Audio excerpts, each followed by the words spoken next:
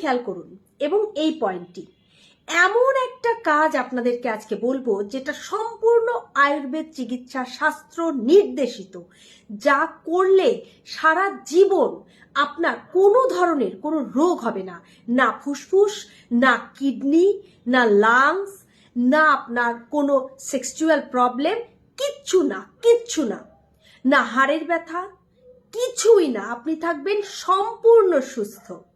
কি সেই এক্সারসাইজ, ভালো করে দেখুন, খুব ছোট্ট করে বলছি।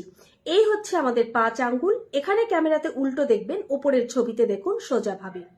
এই হচ্ছে মাটি, জল, অগ্নি, বায়ু, আকাশ। কেউ আবার কমেন্ট করবেন না পানি না বলে জল বললাম কেন, ঠিক আছে? এবার এই 5 আঙ্গুলকে যদি আমরা সংস্কৃত দিয়ে বলি তাহলে ক্ষিতি, অপ, তেজ, মরুত, বম। যারা আয়ুর্বেদ শাস্ত্র সম্পর্কে কিছুই জানেন না তারাও কমেন্ট করবেন না, কারণ আয়ুর্বেদ শাস্ত্র পড়া হয় মূলত সংস্কৃতে। এই আয়ুর্বেদ চিকিৎসা শাস্ত্র লিখিত ছিল, পরবর্তীতে আমরা বিভিন্নভাবে এর বাংলায় করা হয়েছে যাতে আমরা সহজে এটা পড়তে পারি। ঘটনা হচ্ছে এই যে আমাদের 5 আঙ্গুল, এখানেই আমাদের শরীরের সবকিছু। আমাদের এই 5 আঙ্গুলের মধ্যে পঞ্চমহাভূত এবং ত্রিদশা বাতা পিত্তা কফা রয়েছে, অর্থাৎ এই 5-এ 2 বার করে 10 বার এবং এই অংশে 1 বার, অর্থাৎ প্রত্যেকটা হাতে আমাদের 6টা পয়েন্ট রয়েছে। কি করতে হবে? প্রথমে অন্য হাতের 2 আঙ্গুল দিয়ে এইভাবে চেপে ধরতে হবে। কিভাবে? চেপে ধরবো। আর শ্বাস কি করব? ইনহেল এক্সহেল কি করব? ধরার সময় শ্বাস নেব,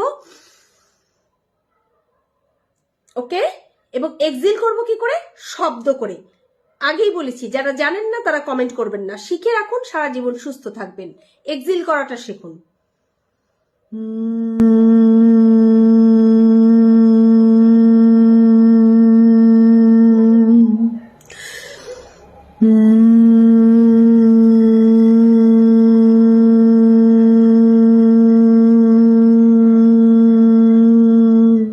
এই কাজগুলো যখন আপনি করবেন দেখবেন আপনার ভেতরে একটা ভাইব্রেশন হচ্ছে। এই ভাইব্রেশনটাই জন্যই এই শব্দটা করা। এই ভাইব্রেশনটা যখন হবে তখন কি হবে? আপনার ভেতর একটা তরঙ্গ তৈরি হবে এবং এতে করে আপনার পুরো বডিতে, অর্থাৎ আপনার ভেতরের যে অর্গানগুলো রয়েছে সেগুলোতেও সম্পূর্ণরূপে কার্যক্রম শুরু হয়ে যাবে। যা অকেজো ছিল, কাজ করছিল না, সেগুলোও কাজ করবে। এটা এমন এক এক্সারসাইজ যা আপনি প্রতিদিন সকালবেলায় 11 বার করে করবেন এবং রাতে ঘুমানোর সময় আবারও 11 বার